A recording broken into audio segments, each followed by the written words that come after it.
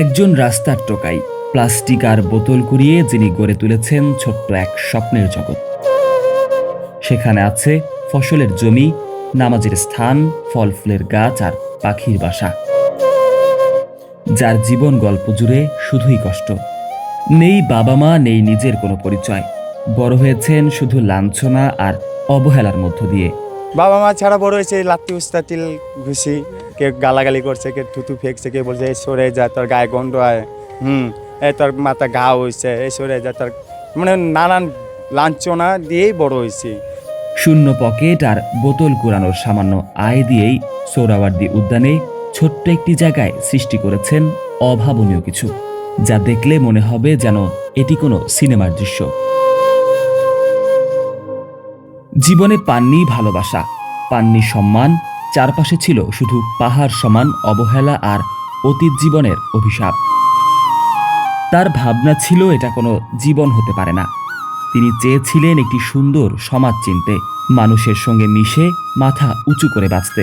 কিন্তু সমাজে মিশতে গিয়েই বুঝেছেন নিজের নেই কোনো জায়গা জমি, নেই কোনো সম্পদ, নেই মাথা গোজার ঠাঁই।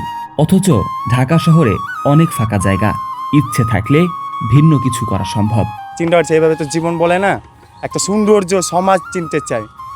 সমাজের চিনতে চাই, দেখি আমার জায়গা নাই, জমিন নাই। এক পয়সা চিন্তা করলাম না, ঢাকা শহরটি দেখি। ঢাকা শহরটি যখন আইসা দেখি কি একটা খালি জায়গা দেখলাম, কি দেখি কোনো গাছ নাই, শুধু জমিন দেখি। না, এখানে আমি একটা চিন্তা ভাবনা করছি। চিন্তা করলাম, ধান লাগাইলাম, ভেন্ডি গাছ আছে, লাল শাক আছে। পবিত্র জুমার দিনেও যারা সোহরাওয়ার্দী উদ্যানে ঘুরতে আসেন তাদের জন্য তিনি তৈরি করেছেন নামাজের সুব্যবস্থা। তার বিশ্বাস, এমন প্রাকৃতিক ও মনোমুগ্ধকর পরিবেশে নামাজ পড়লে আত্মা পায় স্বস্তি, মানুষ নিতে পারে এক পবিত্র নিঃশ্বাস, যা টাকা দিয়েও কেনা একদমই অসম্ভব। শুক্রবার যারা আছেন ফ্যামিলি নিয়ে, দেখা যায় আজান দিচ্ছে, নামাজ পড়তে পারছে না। আমি এবার ভাবলাম না, এত যাইতে যাইতে দেখবো মসজিদে নামাজ শেষ। এতে আমি এখানে মসজিদে নামাজ স্থান করে দিয়েছি। আর মসজিদে নামাজ পড়া এক্সট্রা একটা ফিলিংস থাকে, এরকম সরাসরি রবের লোকে কালেকশন।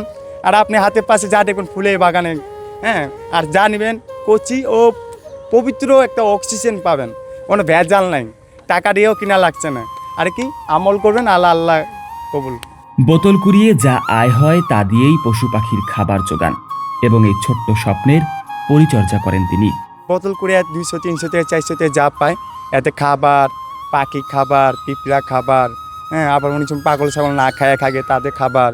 আবার যারা বয়সের মানুষ, মা বাপ নাই, ছেলে কষ্ট আঘাত পাইছে, এক পর্যায়ে তাদের আমি আশ্রয় দিই। স্রষ্টার প্রতি তার ভালোবাসা পাহাড় সমান, যা ভাষায় প্রকাশ করা একদমই কঠিন।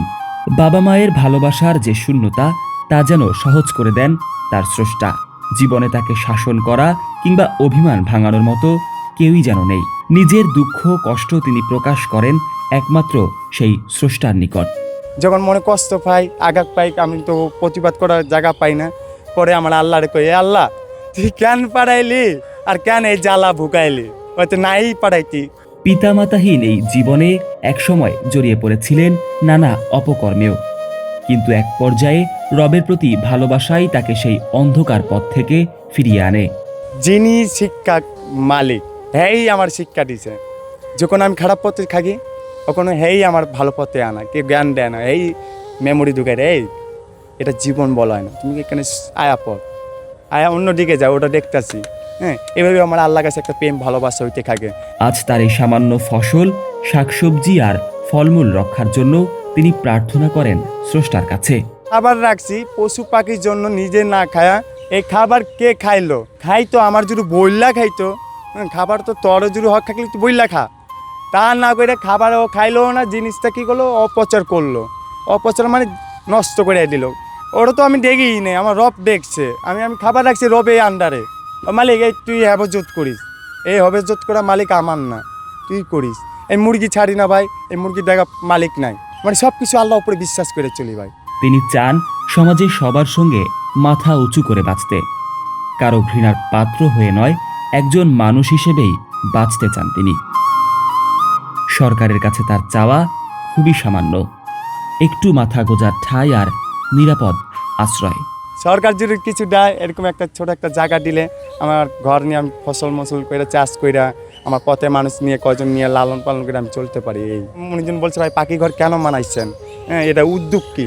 আমার বলা উদ্দেশ্য কি, আমার নিজে খাকা স্থান নাই, আমার নিজেই খাকা ও স্থান নাই, তার জন্য পাখি খাকা স্থান করে দিয়েছি। হ্যাঁ ওই পাখিরা কি তাদের ফ্যামিলি নিয়ে থাকতে পারে, ঝড় বৃষ্টি তুফান কী জিনিস তারা না বুঝতে পারে, তার জন্য ওই আগ্রহ করে রাখছি। আর এই কাজটা আমি এলাকা সবাইকে বলছি, যাদের বাগান আছে আপনার চাইলে এরকম পাখি ঘর গাছে গাছে দিলে তাদেরও ভালো হবে, একটা আমল।